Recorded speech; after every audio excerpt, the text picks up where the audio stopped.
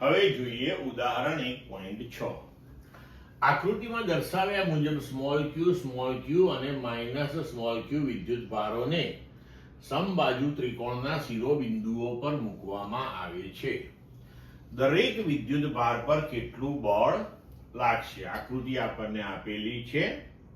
હવે અહીંયા મૂલ્યની દ્રષ્ટિએ ત્રણેય વિદ્યુત ભાર સમાન છે, બરોબર, અને સમબાજુ ત્રિકોણ છે એટલે પરસ્પર વિદ્યુત ભારોના વચ્ચેના અંતરો સમાન છે. તો હવે અહીંયા આગળ વિદ્યુત ભારોની દરેક જોડ માટે આકર્ષી કે અપાકર્ષી બળ મૂલ્યની દ્રષ્ટિએ સમાન હશે, બરોબર, અને તે હશે q²/4πε0 L², બરોબર. હવે આપણે સૌથી પહેલા આ Q1 ઉપર એટલે કે A પાસેના વિદ્યુત ભાર પર લાગતું બળ જોઈએ.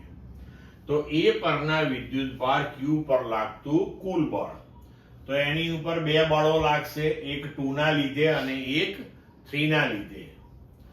2 ના લીધે લાગતું બળ અપાકર્ષી અને 3 ના લીધે લાગતું આકર્ષી, પણ મૂલ્યની દ્રષ્ટિએ આ જ હશે. તો પરિણામી બળ જે છે, હવે આ સમબાજુ ત્રિકોણ છે એટલે જો આ અંદરનો ખૂણો આપણે 60 ડિગ્રી લઈએ તો આ જે ખૂણો છે એ આવશે 120 ડિગ્રીનો. તો હવે F12 અને F13 એ બે વચ્ચેનો ખૂણો 120 ડિગ્રીનો છે, મૂલ્યની દ્રષ્ટિએ સમાન છે. તો પરિણામી આપણે આવી રીતે લખી શકીએ કે √F12² + F13² + 2F1F2 F13 cos θ. તો દરેકનું મૂલ્ય સમાન છે એટલે આપણે લખી શકીએ √F² + F² + 2FF cos 120. cos 120 એટલે -1/2 થાય, એટલે 2 કેન્સલ થઈને આ -F² એક F² સાથે કેન્સલ થશે એટલે જવાબ √F² એટલે F જ આવશે. આગળ કરેલું છે આપણે આવું. તો હવે F1 ને સદિશ સ્વરૂપે આપણે લખીએ તો મૂલ્ય F ઇન્ટુ F1 ની દિશામાંનો આપણે એકમ સદિશ R1 લઈ લઈએ. તો અહીંયા સમાંતર બાજુ ચતુષ્કોણના નિયમ અનુસાર તમે સમજી શકો કે F1 ની દિશામાંનો જે એકમ સદિશ છે એ આ BC ને સમાંતર હશે, એટલે આપણે લખી શકીએ કે જ્યાં R1 કેરેટ એ BC દિશામાંનો એકમ સદિશ છે.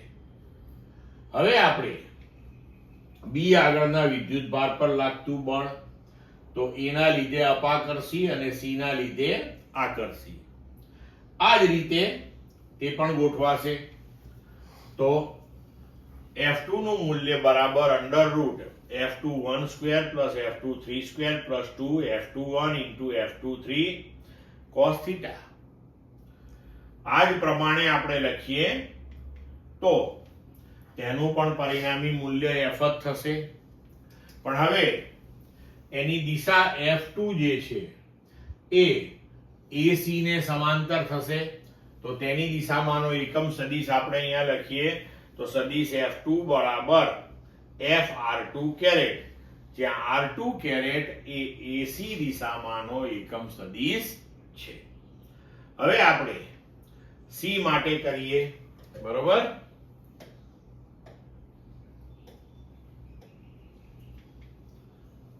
તો આ આપણે આકૃતિ રેફરન્સ માટે અહીંયા ફરીથી લીધી. હવે C પરના -q વિદ્યુત ભાર પર લાગતું કુલ બળ, તો A ના લીધે અને B ના લીધે બંનેના લીધે આકર્ષી બળ લાગશે ત્યાં. તો F3 બરાબર, હવે F31 આ બાજુએ, F32 આ દિશામાં, એટલે કે C થી A અને C થી B દિશામાં. તો આ જે ખૂણો થયો એ બે વચ્ચેનો એ થશે 60 ડિગ્રીનો, બરોબર. મૂલ્યની દ્રષ્ટિએ F31 અને F32 સમાન થશે, તો એનું પરિણામી થશે √F31² + F32² + 2 F31 into F32 cos theta. આ બધા f છે અને થીટા 60. હવે મૂકી દઈએ તો f² plus f² plus 2 f² cos 60 એટલે 1/2 2 કેન્સલ થઈ અને આ 3f² થશે. તેનો જવાબ આવશે √3f અને એની દિશા આ બેની વચ્ચે અધો દિશામાં હશે. બરોબર? તો હવે આપણે લખીએ કે સદિશ f3 બરાબર √3f into r3 caret, જ્યાં r3 caret a ખૂણો BCA એનો જે દ્વિભાજક હોય એનો દ્વિભાજક આમ નીચેની દિશામાં આવશે તો એ દિશામાંનો એકમ સદિશ થશે. ક્લિયર મિત્રો?